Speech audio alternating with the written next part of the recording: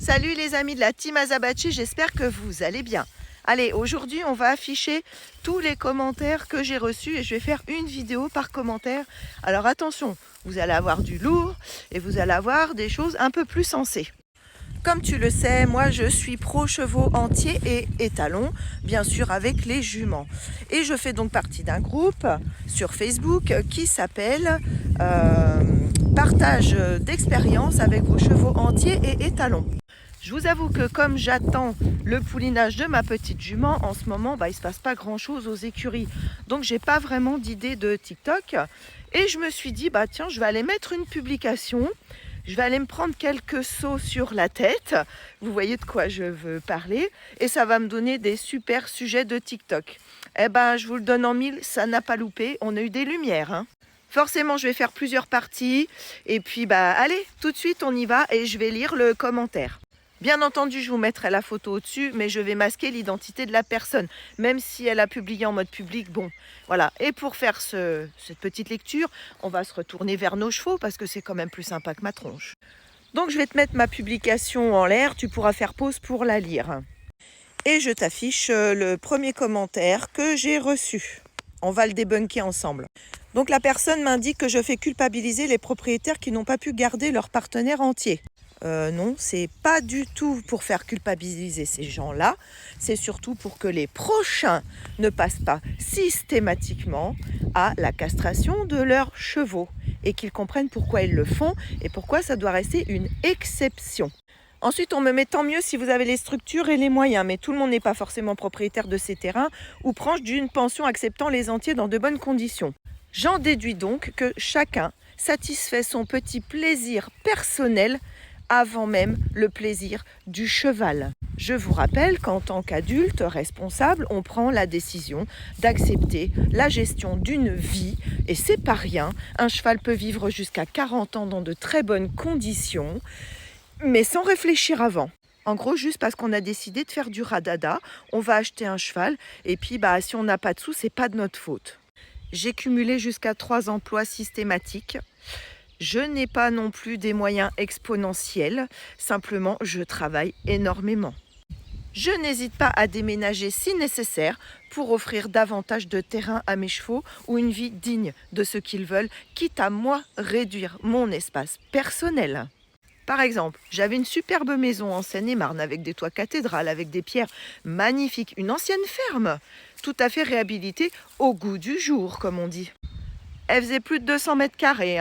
Bon, aujourd'hui, je vis dans même pas 60 mètres carrés avec mon mari, avec mon fils, mais mes chevaux, ils ont 3 hectares. Je suis également en Bretagne, alors qu'avant j'étais en Seine-et-Marne. J'ai donc refait ma vie, reconstruit un métier. Et tout ça, on l'a décidé du jour où on est tombé amoureux de Curly qui n'avait rien demandé. Mais pour avoir ce cheval, ça se mérite. Il fallait qu'on se sorte les doigts du pou. Si je n'avais pas obtenu l'endroit dans lequel je suis aujourd'hui, simplement, je n'aurais pas acheté Curly. C'est juste pour illustrer le propos, hein. Je ne dis pas que je suis un exemple ou que c'est comme ça qu'il faut faire. On est nombreux à agir comme ça. Simplement, on n'ose plus le dire sur les réseaux. Moi, je te le dis. Ensuite, elle me note, tous les entiers ne sont pas faits pour le rester. La sélection faite chez les chevaux aujourd'hui n'est pas une sélection naturelle. Les pathologies de comportement peuvent s'ajouter à l'équation, même si toutes les conditions de vie sont optimales. Encore une fois, j'ai dit castration systématique. Je suis contre. Qu'il y ait de temps en temps de la castration, je ne suis pas contre. Si un cheval, par exemple, a des nodules dans les testicules, bien sûr qu'il faudra lui enlever. Si un cheval a un problème au niveau du cerveau, que ça lui crée des comportements toxiques, bien sûr qu'il faudra lui enlever. Il y a des moments où on n'a pas le choix. Mais là, c'est pas un calcul parce que je veux un cheval au lieu de prendre une jument, déjà de une.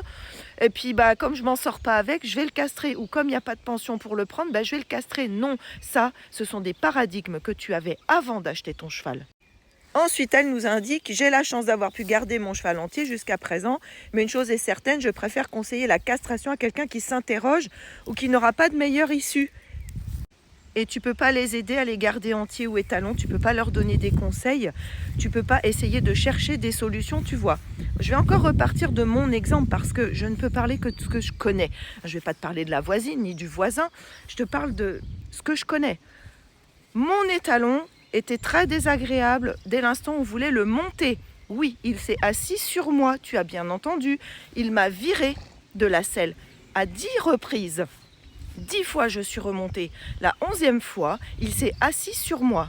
Quand j'écoutais certains bons professionnels ultra diplômés qui avaient fait des grandes écoles d'équitation et vu des grands pseudomètres d'équitation, tous sponsorisés par la Fédération française d'équitation.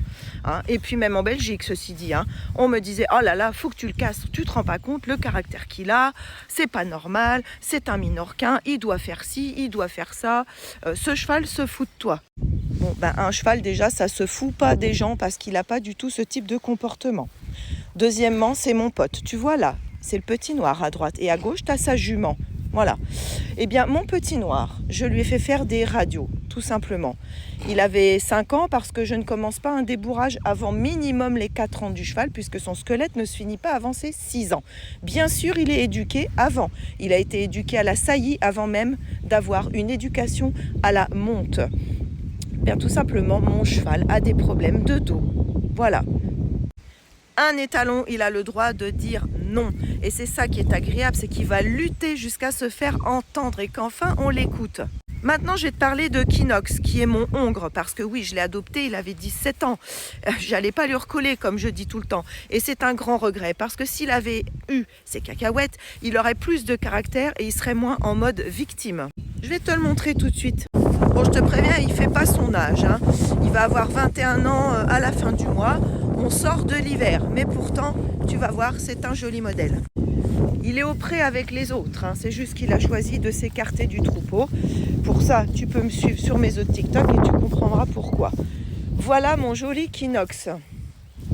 Regarde. Belle bête, hein. Mon papinou. Donc ce papinou, les gens avaient décidé de le faire sauter, de faire du dressage avec. Bref, tout ce qui comprimait l'arrière-main, bien sûr. Et puis, bon, comme tu peux voir, il a des cicatrices d'éperon qui se trouvent ici, parce qu'il a eu de très bons cavaliers. Bien sûr, c'est tout à fait en contresens de ce que je pense. Voilà. Simplement, les gens, comme ils ont été formés par la Fédération française, on ne leur a pas appris à détecter les signes de souffrance sur un cheval. Et comme c'est un hongre, eh ben, il a dit oui à tout ce qu'on lui a demandé. Il a sauté, il en a fait du dressage. Et pour ça, ils lui ont mis un enraînement gog, ils ont mis une muserolle. Ils l'ont vraiment cassé du peu qui lui restait, tu vois. Parce que s'il avait eu des hormones, il aurait viré son cavalier parce que la douleur lui aurait donné des réactions. Moi, je lui ai fait faire des radios. Il est éparvin osseux, il a de l'arthrose et il a la maladie de Shivering. Bien sûr, il reste montable, mais uniquement en gymnastique pour lui, c'est-à-dire beaucoup de pas pour muscler le dos, beaucoup de changements d'allure et de petites allures, beaucoup d'épaules en dedans, beaucoup d'appuyés et vraiment en mode tranquille. On ne lui demande plus de se comprimer sur ses postérieurs, on ne lui demande plus du petit trot rassemblé, tout ça, il ne faut pas qu'il le fasse. Et pourtant, il me le donne. Je suis obligée de lui réapprendre à dire non, à se relâcher. Parce que ce cheval, sans ses hormones, il s'est conditionné aux humains et à ce qu'on lui demandait alors qu'il est en très grande souffrance.